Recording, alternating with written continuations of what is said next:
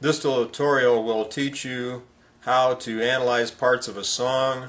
It'll help you improve your ear, and I think after you go through it you'll find quite a bit of inaccuracy out there on the web where people are showing you how to do songs when actually they're showing you something that's not really accurate. And when I do an analysis of parts of songs, I use every possible resource that I have. Now, another thing I want to mention that's very important, and that is if you're a new guitarist, then you should make sure that your guitar is in tune before you do this. Because if your guitar is not in tune, you're going to have a very hard time trying to match up exactly what they're doing, and you'll probably get it wrong. What we're doing today, I just picked out a small section of the song El Paso, and I'm analyzing the lead to it in a certain portion of the song. This is the part of the song. I fell in love with a Mexican girl. Nighttime would find me in rosy. Now what I want is that lead right there. So I'll pick that out, and what I'll do is I'll loop it so that it'll keep playing over and over again. Drive the neighbors crazy.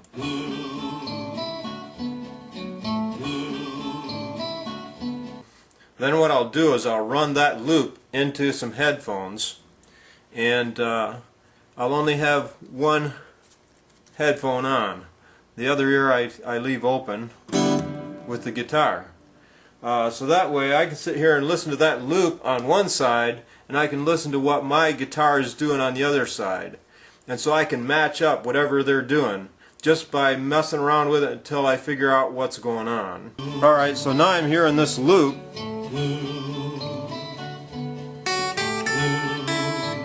So I play around with it. I need a little more guitar volume here.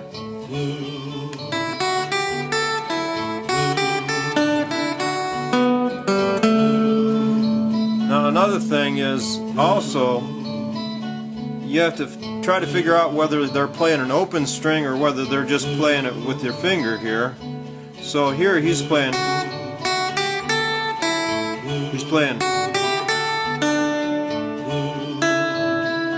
maybe there, or he's playing an open E. So you just have to listen to it and see if you can figure out what he's doing. To me it sounds like an open E, so that's the way I'm doing it. Now he's doing a G there too. So it can be this G here, or he can be playing an open G. And I listen to it really close, and I can't really tell. And if you can't tell, nobody that's listened to it is going to be able to tell either. So that gives you a choice then. If you can't really tell the difference, then you can play it either way, whichever way you choose to play it. But that is basically how I am able to analyze something, because especially when you have headphones on, you can really tell when you're matching up exactly what they're playing. At the very beginning I said use all your resources. Well, here's another resource that you can use. Your other resource is video, or maybe tablature from a book. However, I'd recommend against using tablature from a book, because I have tablature for this particular song put out by, who is it? Warner Brothers Publications.